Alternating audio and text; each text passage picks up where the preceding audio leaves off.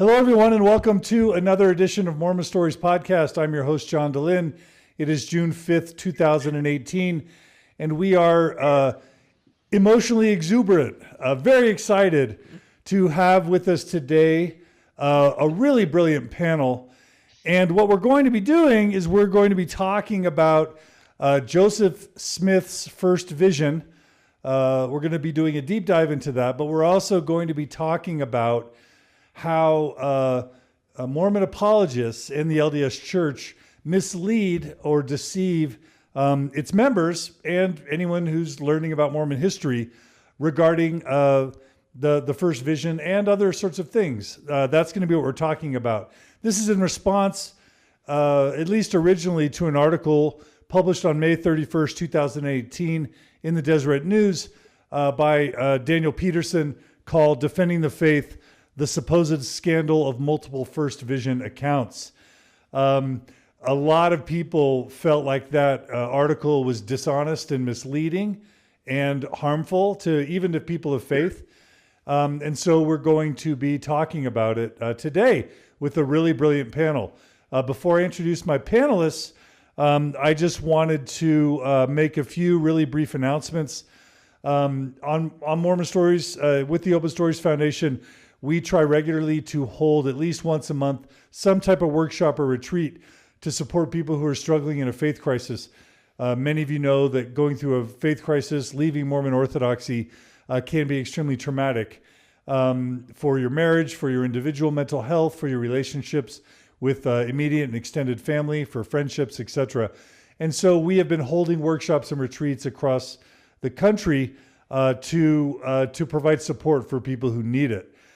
So I just wanted to just let everyone know, if you are interested in any of these events, you can go to mormonstories.org/events and check out the information about the upcoming events and sign up for them. And without going into the details on dates, we're going to be in Park City next weekend, June, this coming weekend. And we hope you'll join us there for a 2.5-day retreat. In July, we are going to be in Houston, Texas. In August, we're going to be in Idaho Falls and also, I believe, in Portland, Oregon. That's a new event that we just announced. Then in September, we are hoping to go to both Sweden and Switzerland. We're going to have a Swedish rescue. No, I'm just kidding. We're going to visit Hans Mattsson, visit with the Swedish post-Mormon and progressive Mormon saints, help Hans and Birgitta promote their newest book, and just kind of share the love. We're also hoping to do a little getaway to Switzerland, not because I wanted to go to Switzerland, but because some people in Switzerland reached out and asked if we'd come. Switzerland's great. I've been there, but we're there to help support people who are struggling. It'll be a lot more work than it will be fun, I can guarantee you that. October will be the Mormon Stories cruise to the Bahamas that, again, people requested. And then in November, we're planning on a trip to Sacramento, a workshop there. So please check out mormonstories.org/events. If you or someone you know or love is in need of support, the types of issues we cover are rebuilding a life after a crisis of faith, rebuilding spirituality and mental health after a crisis of faith, healthy marriages, healthy relationships, mixed faith marriages, raising your children after a faith crisis, building community after a faith crisis. Those are the main things we cover. They're always rated super highly, 4.9 out of 5, almost always. And we'd love to have you there. So please spread the word and check us out. All right. So without any further ado, we will get to the topic at hand. So we have assembled a brilliant panel, two of which are names that some of you will be familiar with, and two are names that many of you won't be familiar with. But let's introduce each one. The first person that we're going to introduce probably needs no introduction. Her name is Sandra Tanner. She is definitely on the top 25 all-time most downloaded and listened to episodes of Mormon Stories podcast. Sandra Tanner, welcome back to Mormon Stories podcast. Hi, glad to be here. Can you just give us a little bit of an introduction about yourself for those who don't know you? I'm the great-great-granddaughter of Brigham Young. Brigham Young, the apostle, was my great-grandpa. My folks married in the Salt Lake Temple, and When I was a teenager, my mother started struggling with Mormonism and made me aware of problems. Then I met Gerald, my future husband, and he made me aware of even more problems. And we ended up leaving the church, doing deep historical research, and ended up spending our whole lives writing and researching on Mormonism.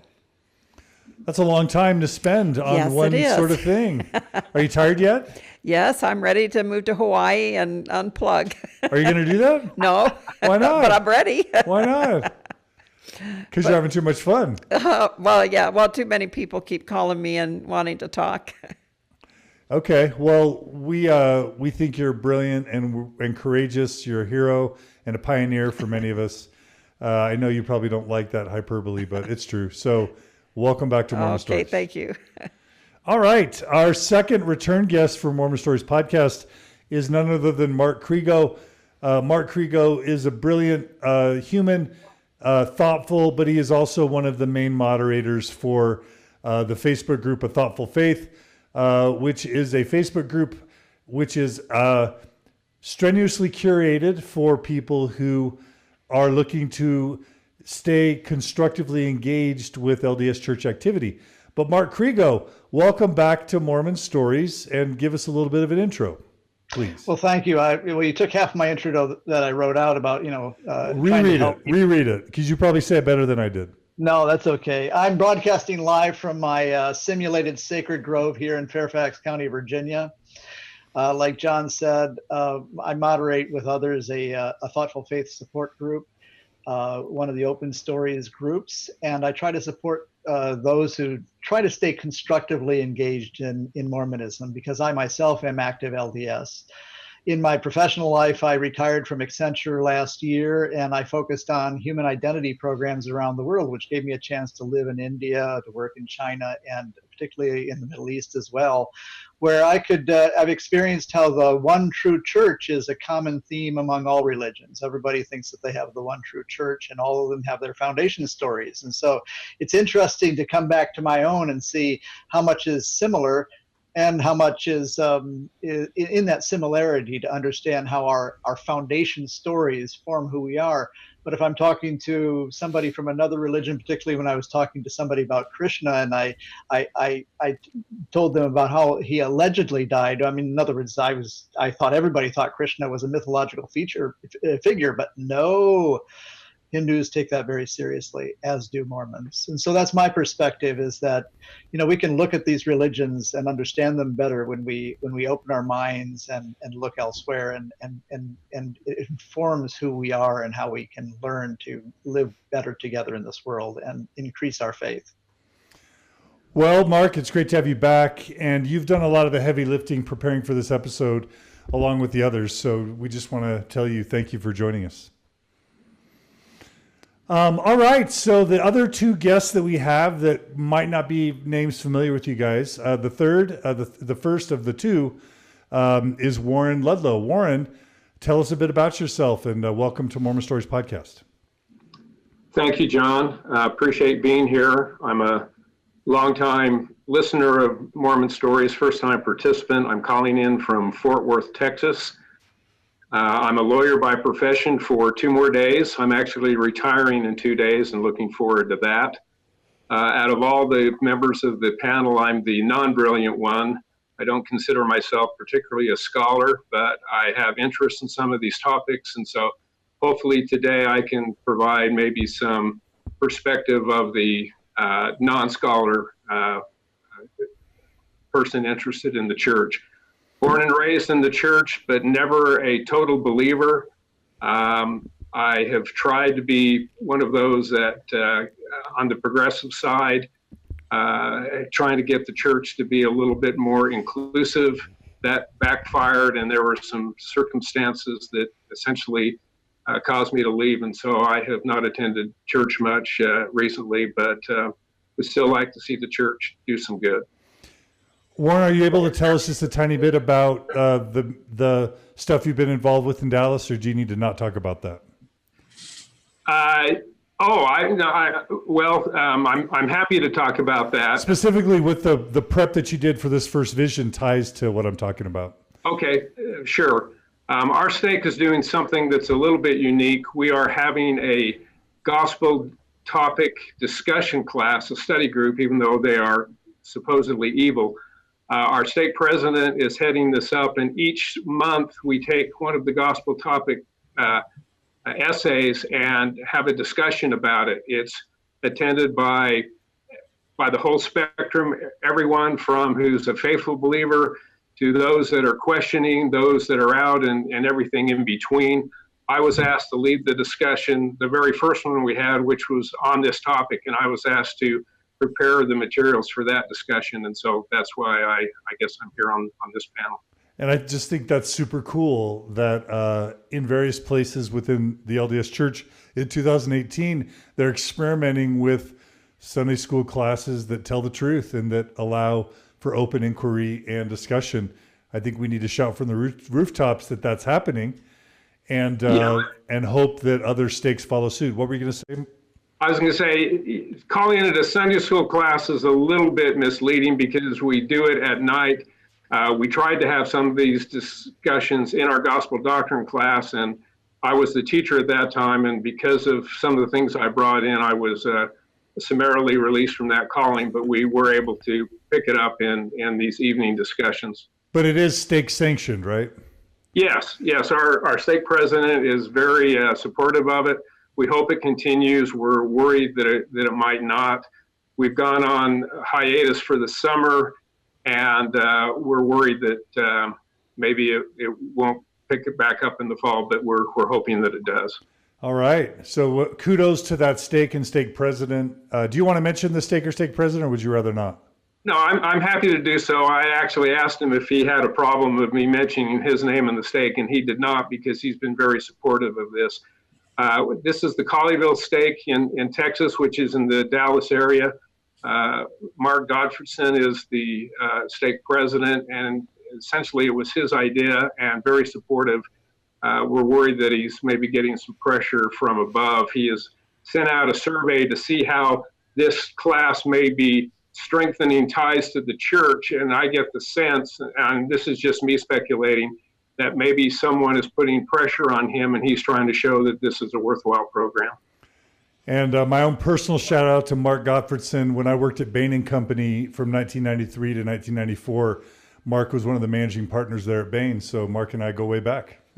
So hi, Mark. I hope you're listening. Much love from a former Bainey. Yeah, he's a good man. Also shout out to Jamie Hannes-Handy, who's joining us as one of our listeners. We love Jamie. She's in Dallas as well. She says that, Warren, you did a great job preparing those discussions. Thank you, Jamie. Jamie, we want you back on Mormon Stories. Where have you been? Okay, the final panelist that we want to invite today is the person that I know least anything about. I think I know literally nothing about this person other than their name and the fact that they made some really interesting posts in the Mormon Stories podcast community. His name is Johnny Stephenson. Johnny, who are you? I'm an independent researcher and writer on Mormon history. I was a member of the church years ago, left the church in the 80s over some doctrinal differences I had.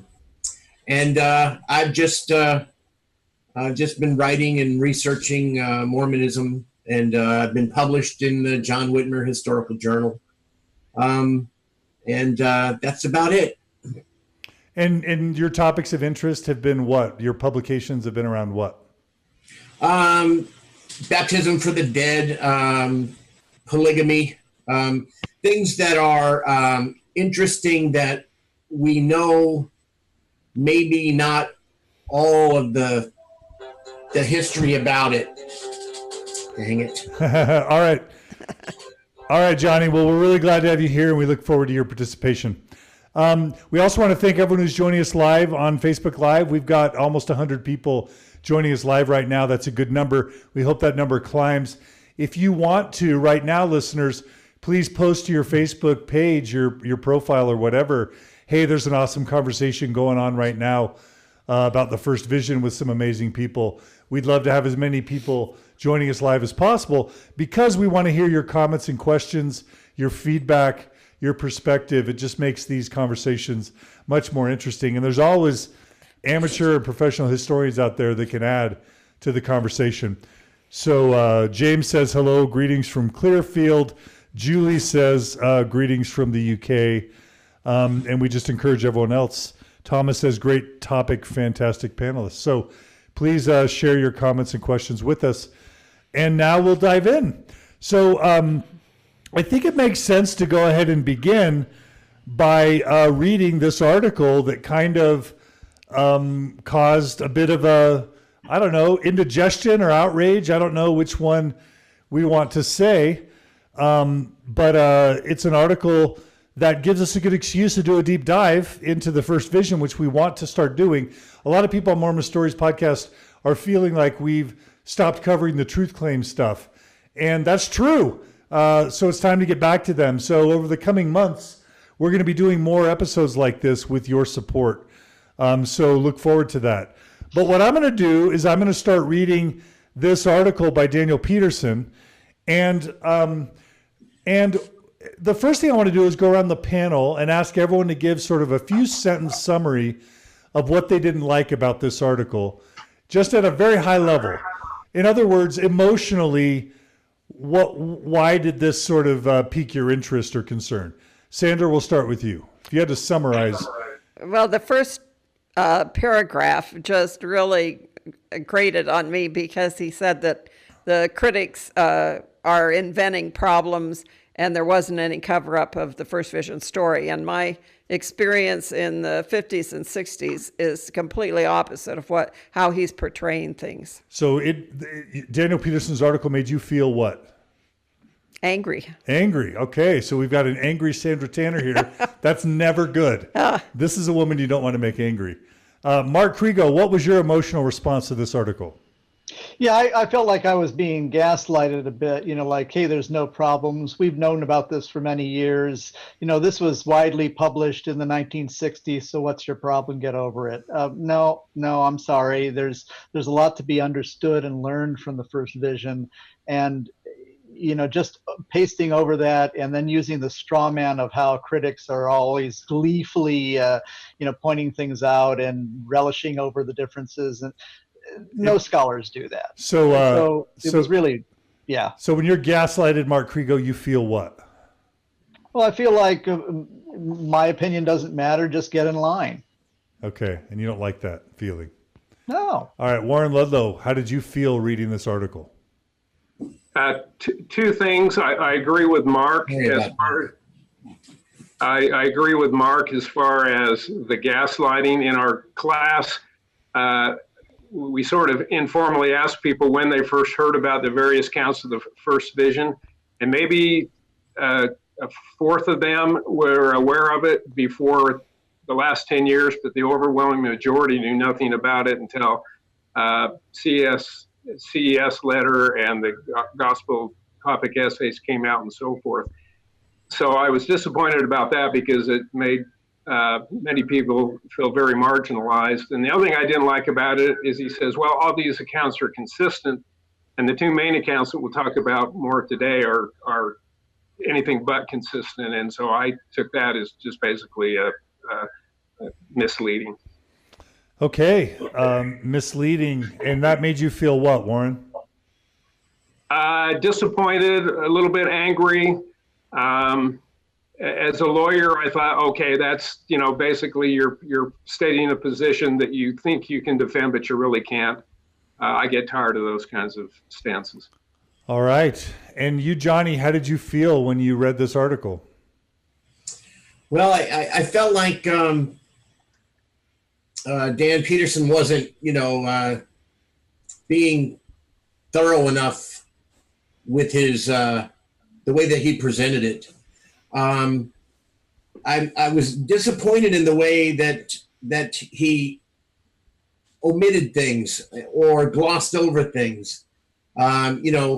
He quotes a person that says, well, the Savior appearing in the 1832 version without the father is really much ado about nothing. These kinds of things, just shoving things to the side and not really addressing them. The article was not long, too. There was nothing there in terms of, references or explanations for things. It was a very short article that I think he just wanted to poke at critics of the first vision. All right. Okay, well, let's get into it. Thanks for everyone for giving your kind of emotional reactions. Let's go ahead and start reading the article. We're going to this is what we're going to do. We're going to read the article. We're going to pause at various points, give our assessment of unfair or dishonest or unkind or deceptive tactics. We're not going to dive into the actual first vision in this early part. And then as soon as we're done sort of unveiling the deceptions, the disingenuousness of Daniel Peterson and apologists like him, then we're going to do a deep dive into the first vision history and talk about what are the accounts, what do they say, why they matter, what matters, what doesn't, why this is or isn't a concern. And we may even get to a part where we can discuss, for people who no longer believe in the LDS church, why that's a credible, why this is a credible concern for them. But also, I believe we can also get to, for those who do believe or do want to stay engaged, in Mark Crego's case, Mark helps co-manage a thoughtful faith, which is for people staying constructively engaged. Why someone who even cares about people staying engaged in the church feel like a different approach needs to be taken to the first vision, a more helpful approach. So we're going to get to all that. So this will be a multiple-hour surprise. This will be a multiple-hour Mormon Stories podcast episode. Maybe we can do this in 2 hours. We'll see. All right, so the article is Defending the Faith, the Supposed Scandal of Multiple First Vision Accounts, published by DeseretNews.com on May 31st, 2018 at 12:32 p.m. And Mark, I'm going to ask you to stop me each time, and we'll just do a round robin with the panel for each little part that I read. Let people give their reactions.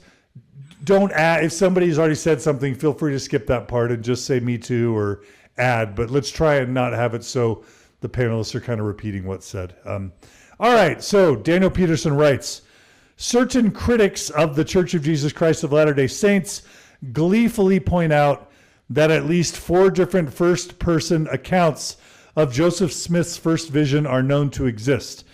This, they argue, demonstrates that Joseph simply couldn't get his story straight, which in their minds suggests that he was just making it up on the fly.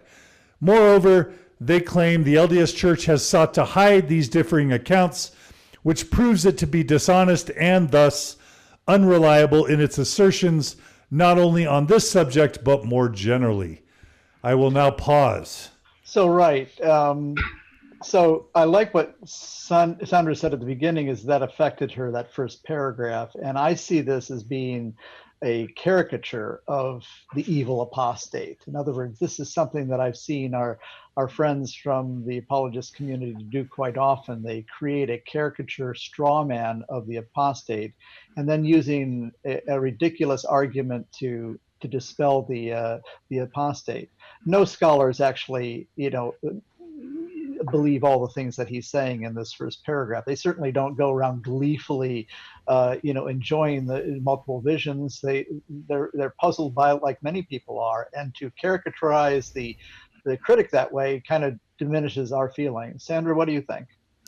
Well, I think if you look at our earliest publications, when we were struggling as just a young married couple trying to figure out what really happened at the beginning of the church, and you see what we write at that time period in 1959 and 1960, this was a serious study. It was not something we were just gleefully throwing out a bunch of ridiculous arguments on. This was a serious study on our part. It led to meetings with my bishop, letters to Joseph Fielding Smith, interview with LeGrand Richards. We were trying to find what the earliest records were. It was, I mean, we may have gleefully later written about some of this, but at the time it was a serious study that we were staking our religious position on. Were we following the truth? This was a very serious thing. And to have Peterson dismiss all of that as though everyone was just gleefully inventing things is, I find, very disrespectful to the serious study that we really did. And continue to try and do. Yeah. Brilliant. Warren, do you want to add anything? Well, I agree with what's been said. I guess I would only emphasize that, most of the people I know that have gone through or are going through a so-called faith crisis, I mean, they don't see themselves as critics. They are searching for truth, and to be sort of thrown into the category with very anti-Mormons really bothers me. And secondly, the second part of that, I truly disagree with the church being open and upfront, because that certainly has not been my experience as far as this coming out timely. And even when it first came out, broad publication, we still haven't seen anything about those different accounts of the first vision in any of the correlated materials. And so I look at that as just absolutely a false statement. All right, Johnny, do you want to add anything? He generalizes too much to begin with. He says 4 different first-person accounts. Well, if you take the 1838 account, there's actually many drafts of that account. So would each draft be considered a first-person account by Joseph Smith, since he probably dictated all of it and put it together? The rest of it has been answered very well. And Mark, you talk about the straw mans that he tries to assemble, or the straw men that he tries to assemble here in this first paragraph. That Joseph couldn't get his story straight. That suggests that Joseph was making it up on the fly. That the church sought to hide. That proves it to be dishonest and unreliable. Are there straw men in that bother you? Well, it's how you assemble together to characterize that this is what certain critics are embodying, and Dan is nothing if not subtle about it. But ultimately, what he's trying to construct is that if you're in this category of holding any of these things, then you're one of these critics that is ridiculing the first vision. So the straw man is the assembly of that and characterizing of that as being what the critic's position generally is. While the word general doesn't appear there, it's the first paragraph. It's presenting his argument. It's his hypothesis about here's what critics say. And what I'm going to submit is very few critics take all of those things and lump them together into one gleeful bundle. And that's the straw man, is when you put it all together and you characterize that as being the prevailing critic's argument. And isn't that a way to kind of poison the well, to basically say, Absolutely. Well, go ahead. What do you mean? Absolutely. How? When I say poison the well, it basically says when somebody is gleefully rejoicing in Mormons' displeasure about something or discomfort about something, then they're one of them. The dehumanized critics, the apostates, the anti-Mormons, those others that don't get it. So it's very much of a dynamic of trying to create this divide between the faithful, the believing ones, in fact, you'll use that term later on, and the ones that are not. And therefore, if you're not, then there's nothing valid that you can say. And Mark, if you didn't reiterate this, if you didn't mention this, I want to reiterate it. You still attend the LDS Church, right? Oh yeah. And you still consider yourself a believer, at least in some shape or fashion, right? I use the term faith. I'm not sure that belief is part of what my spectrum is, but I have faith, which is the ability to work in a community on the basis that I don't know the answers, and I'm willing to work with that.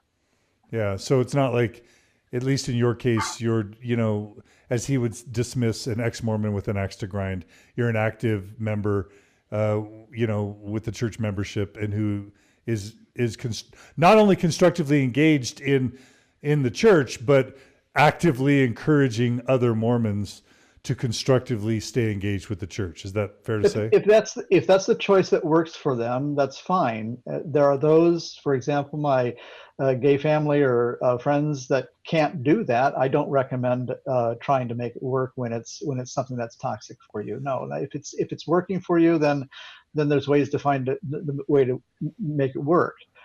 And the same here with this first vision. I think that when we look at the all or nothing proposition, I'm saying that faith is not to have perfect knowledge. It's that we hope for something, and importantly, that we can't see, which means that it's not an objective empirical problem, but it can't be false. So to have belief in something false cannot be faith according to our Right. scripture. Right. So to me, that's what the difference between faith and normal Mormon testimony is that too often we know things that are simply not true, cannot be true. Right. And my only point was, as in terms of credibility, the fact that you're an active, engaged member, encouraging others who feel called to do so to stay and remain active and engaged in constructive ways, I think that's meaningful. And Warren, you're still a member of record, is that right? Yes, that's correct. And you do still attend on occasion? On occasion. Yeah. I still love the community and the people there, so I've not given up on that. Awesome. At least not totally. Okay, let's jump to the second paragraph, which is one sentence. On the whole, you can read the next two, John. Okay. On the whole, though, this is Daniel Peterson. On the whole, though, such critics are creating difficulties and fomenting scandal where, in fact, none exists.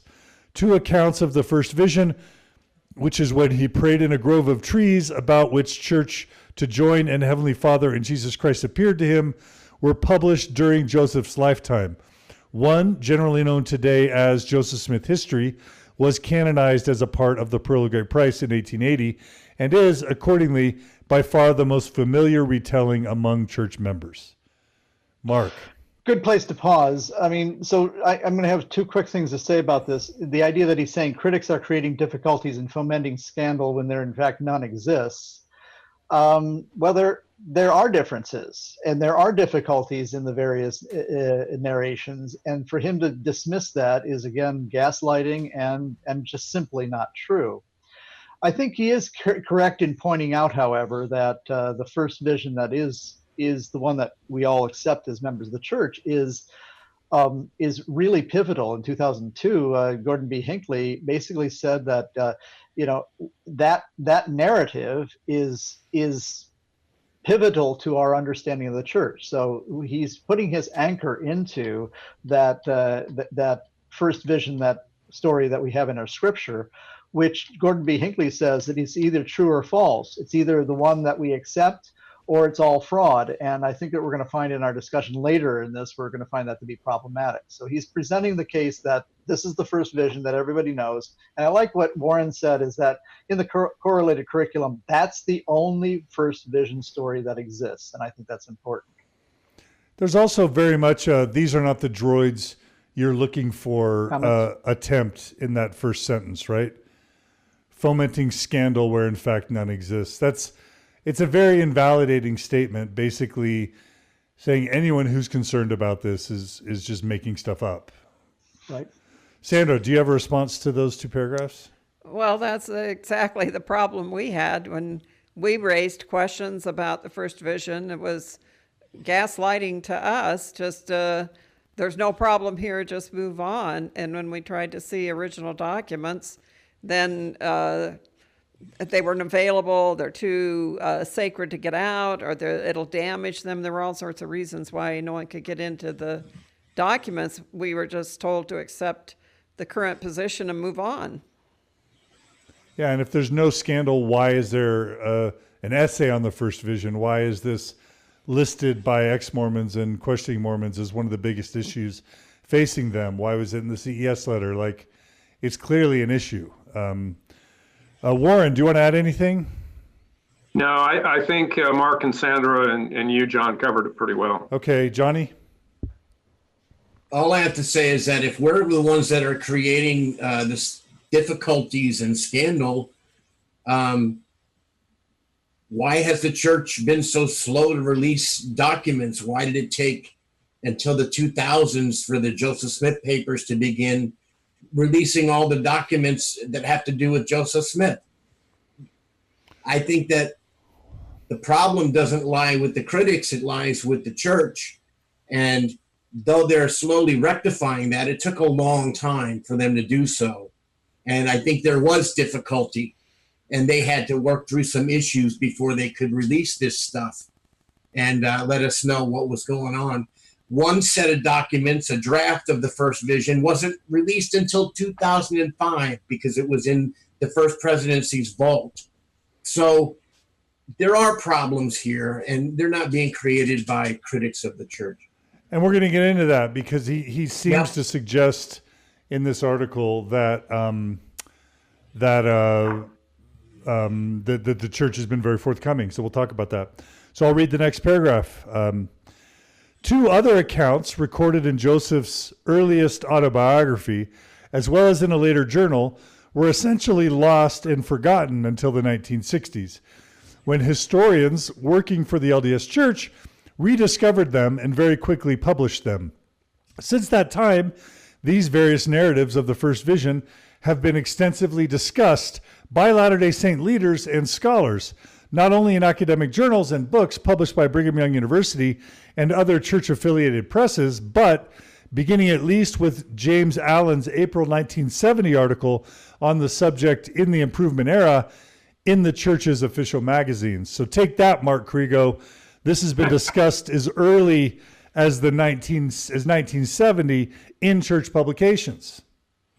Right. So that's true. James Allen did publish in the Improvement Era in 1970. However, the idea that the version that we're going to be talking the most about in this discussion later on was lost and forgotten until the 1960s, and then when discovered was very quickly published by the church, is a blatant false statement. It is a lie, a complete lie.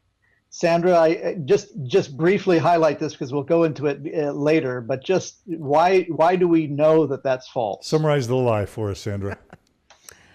Oh, wow. Don't know where to start with all that. And we'll get to it more in detail later. So, well, I asked for a photocopy of Joseph Smith's first vision in a copy in his own handwriting from Joseph Fielding Smith clear back in 1959, and was just castigated for asking questions and was refused to give any documents about the first vision. So by who? By Joseph Fielding Smith. You had a direct exchange with him. My bishop sent a letter to Joseph Fielding Smith for me in which I requested a copy of the first account of the first vision in Joseph's handwriting, and was told no, he wouldn't give it to me because he says, would that solve anything? No, she wouldn't believe no matter what I showed her, kind of thing. Well, not seeing the first vision account, one doesn't know whether it would help me or not. When we later saw it, we realized why he didn't want to show it to me, because it didn't help. Did he write you directly or write the bishop directly? He wrote to the bishop. And did the bishop give you the letter or let you read the letter? Or I was called into the bishop's office to be able to read the letter, and then I asked the bishop for a copy of it, and I received a typed copy of the letter. Okay. So they did not want to even give me a copy of the letter with his signature on it. Yeah. So according to Sandra Tanner's story, we've got Daniel Peterson lying here. How would you say Daniel Peterson's lying then, based on what he wrote here versus your story? Well, it wasn't just that, but it was for the next 10 years, how they manipulated their history, how they told it, how they covered up. Okay, Cheeseman finally publishes the first vision in his 65 thesis, and he wants to say that from then on, the church was openly discussing this whole thing. Well, I think the only reason Cheeseman got to see the 1832 account was because Fawn Brody, Lamar Peterson, and us were all hammering them on first vision issues, that they realized they better get that account out there. Got it. So the Okay. account was known about since 1943 or earlier. I mean, is there evidence that Only a couple of people knew about. I mean, well, the church historian's office knew about it, but outside of that, just a couple of people. And this right? is the, What I'm saying is lost and forgotten. This Yeah. this comment that Deliberately says it was lost and forgotten, innocent. Oh no, we didn't know about this. Well, Right. in fact, we have documentary evidence that they knew about it back until 1943. And I might also emphasize that the church historian, the person who managed the keys to that vault, was Joseph Fielding Smith, and he was church historian from 1921 until 1970. He was the person over this for the entire period and had no interest in getting that information out. Right. and this is the account that apparently was ripped out of the book and hidden. Is that right? Right. And then later was taped back in. Right. Okay. Correct. Okay, we'll talk more about that. All right, Warren, you want to add anything? Yeah, just a couple of things. First of all, this was the paragraph of the article that I struggled the most with for a number of reasons. One, when you look at the Allen article that was published in the Ensign in 1970, he has a nice little chart in there that if you're a casual reader, what he does is he puts little X's on the similarities between the different accounts of the first vision. If you look at that chart and nothing else, you say, oh yeah, they were all basically consistent. But you have to really dig in to see where the differences are and if those differences are important, and I think they are. Secondly, You're saying the Improvement Era article by James Allen in 1970 was misleading. Well, I don't know if it was misleading, or incomplete. but it was incomplete, and it focused only on the similarities, not on the differences. And of course, it's the differences that are important. The other thing about this paragraph that I really disliked is the comment, and I'm paraphrasing here, that once it came out, we've been very upfront and open and so on. Well, you have the article in 1970 in the era, and I don't think anything of an official church publication about these really came out until the gospel topic essays. But for the casual person, they don't know that casual person meaning the casual member, they don't know that they exist. Even when you go to look for them, they're hard to find. You have to really know what you're looking for and so on.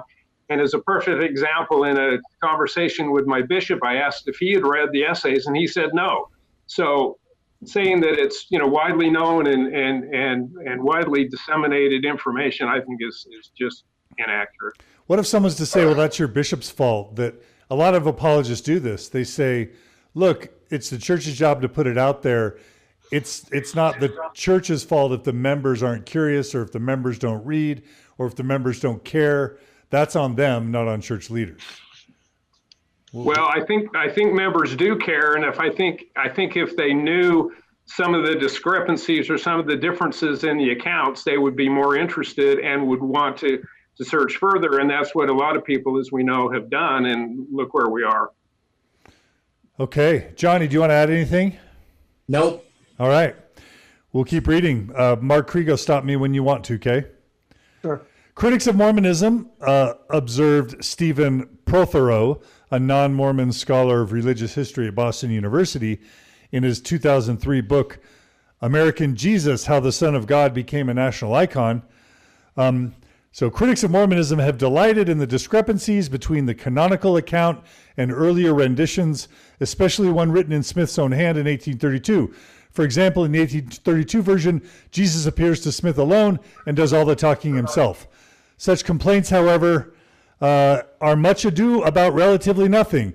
Any good lawyer, and Warren, you can confirm this, any good lawyer or historian, Johnny, would expect to find contradictions or competing narratives written down years apart and decades after the event. And despite the contradictions, key elements abide. In each case, Jesus appears to Smith in a vision. In each case, Smith is blessed with a revelation. In each case, God tells him to remain aloof from all Christian denominations as something better is in store. Well, there's so many problems with that, it's hard to begin. He's appealing to a non-member to make our case. That's novel, right? Well, it's novel, but it's saying the same thing that he's saying. It's gleeful. It comes instead of gleefully, it's to have delighted in the discrepancies. No, it's understanding the difference. But let's look at a couple other things. First of all, you did miss a paragraph that just before that, and the statement that I want to read from that is there has Peterson, there has been no scandal, no suppression, and the often exaggeration of not altogether, if not altogether invented discrepancies between them that have been thoroughly examined. And we'll see in our later discussion how that's simply not true. But there's some things really, really important that this Stephen Prothero is making that's just not true. God does not tell Joseph Smith to remain aloof from all Christian denominations in the 1830 account. He's only forgiven of his sins. He is told that all people have gone astray, but so also does the Old Testament say that all we like sheep have gone astray. So it's a scriptural admonition that, humankind tends to go astray. Great. There is nothing about this that there's no true church on the earth. Joseph Smith had already made that conclusion before he went to the 1832 Grove, vision sort of story. And there is nothing in any of the accounts that talk about as something better is in store. There's no promise of a restoration of the gospel here. It's simply that the churches are wrong. And so there's a lot here that even this quote that Dan is using is simply not accurate to what the vision stories are, and certainly negates the differences that we'll see later on. Well, it seems to me that what the apologists try to do. Yeah, go ahead, Johnny. Yeah, it seems to me that what the apologists are doing is they find somebody that's kind of sympathetic to what they want to explain, and they plaster it all over the internet. I've seen this quote by Stephen Prothero everywhere, in every First Vision article or defense of the First Vision, because it's sympathetic to what they're trying to explain. But Prothero, I don't think, knows a lot about Mormon theology or history. I think that he wrote a few things about it, but he hasn't studied it in depth, or he wouldn't make the statement that he's making, that just Jesus appearing to Joseph Smith is much ado about nothing.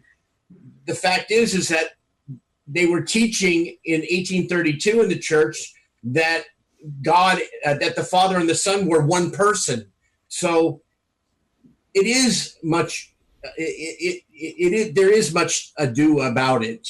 And the other thing is that they seem to want to go to a secular argument when it suits them. For example, the lawyers and the memory. Yet Joseph Smith and others teach that the Holy Ghost can bring all things to your memory, that you would remember everything that God says. I have some quotes I'll give later, but I was, thrown off by how they want to do mix secular and religious things, and when the religious argument doesn't work, they turn to secular arguments. Right. Yeah, they're not going to turn to Michael Coe to discuss Book of Mormon, Mesoamerican archaeology and anthropology. They're not going to turn to, is it Michael Rittner? Is that his name? Rittner, the Egyptologist in Chicago who could speak very well to the validity of the Book of Abraham. They're going to pick secular people, cherry pick secular people who are often some of the least informed about a particular issue, and only if it bolsters their cause, versus a fair treatment of the issue with experts who would know. It must be phenomenally difficult to find any expert anywhere that can attest to the Book of Abraham, by the way. I mean, anyone. Yeah. So Warren, any good lawyer would expect to find contradictions or competing narratives. Anything to add from what we've already said, given you're a lawyer? And a good one, I'm assuming? Yes, from the lawyer perspective, he's right in that narrative testimony, you just can't rely on it, because we as humans tend to make things up. We fill in gaps. We want, reasons for why things happen and so on. And so as a lawyer, you're always looking not only for the narrative testimony, but for corroborating evidence as well. But the problem with the statement, or one of the big problems with the statement, is if you have to rely on memory for your witness, you would rely on the one that was closest to the event and the one that was handwritten by the person experiencing it. And therefore, we should have more faith and trust in the 1832 version than we should in the later version that the church now relies on. So any good lawyer would say trust the earliest account. That's correct. And I would add, any good historian would do that as well. That's correct. Yeah. And the name of the Egyptologist that you were referring to, John, is Robert Rittner. Robert Rittner. Apologies. I've actually reached out to Brother Rittner, Dr. Rittner, to come on Mormon Stories. So we'll see if that happens.